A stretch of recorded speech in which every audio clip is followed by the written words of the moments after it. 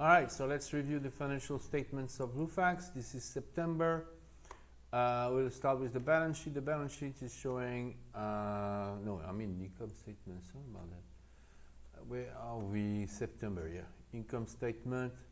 So, provisions. Where are the provisions? Credit impairment losses. Okay, you see that?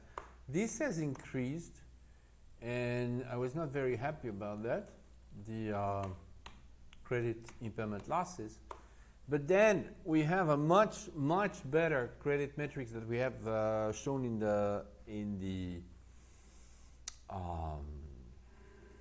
the text. Much better credit. So we have a bifurcation. How is it possible that you have on one hand the credit metrics improving largely and impairment losses? Well, this is due to this. This is due to this. When you change, you used to have rateable, they used to have origination, and they were doing rateable recognition of provisions, okay? And they moved to fully booked loans.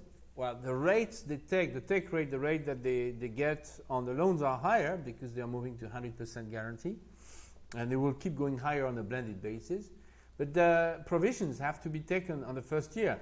Now, in the second year, they get already a benefit. So when this comes here, and then you get the benefit of the first vintage. But in the first year, you just have the brunt of the higher provision without the benefit of earlier vintages because it's the first year.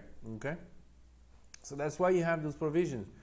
Other than that, if the credit metrics were worsening at the same time, you would go, oh. But it's not the case. Credit metrics are completely turned around and we're fine. Okay, now balance sheet. Let's look at the balance sheet. Very interesting development. Now in dollars, it's actually up. Look at that.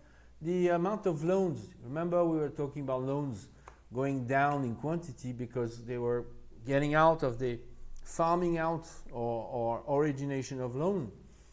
And very cautious on SBO lending on the new vintages, very tightened standards of underwriting.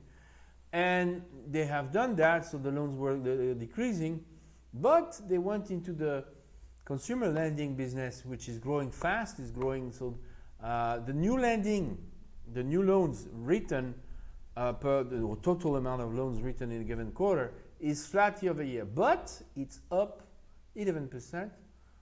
Since last quarter, and the total book itself is now flat. It stopped decreasing. It's actually slightly up in terms of in dollar terms.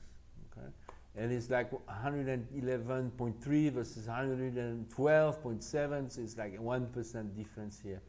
So we stopped shrinking. So this is turnaround in credit quality in business model because they are going after the fully booked. They don't do farming anymore or origination, okay, farming out, and they are getting the higher rates because they are both fully booking. They're getting a license, so they are really more and more like a banking business instead of a fintech. A license, so their cost of funding would be lower, and so we are fine. I mean, if you look at the provisioning for the losses, okay, and you look at the change in provision, well, there you go. It's like up 710, and the losses is 718. So it's really your change of provision. But next year, you're out. And since we stop having this contraction of negative operating leverage because we stop shrinking, now we should be between the book that is flat, is bottom or landed at the bottom in quantity and coming back up in quantity plus, so you have operating leverage, and next year also the benefit of provisions that are not taken in second year. So you had booked a loan, you've taken a big provision in first year, second year don't take that provision. Wow, now you're profitable. Okay. Thank you very much. So it's clean. Take it at 290. I think we are at 25 cents on the dollar. I forgot 8% of tangible book in my estimate because they issued stocks after the special dividend. So price to tangible book, we are at 0.24 if we go to 290. Right now it's 310, something like that. So yeah, it's at 25 cents on the dollar. Yeah, there's no much there's no much downside. So yeah, I like it. Thank you very much. Bye bye.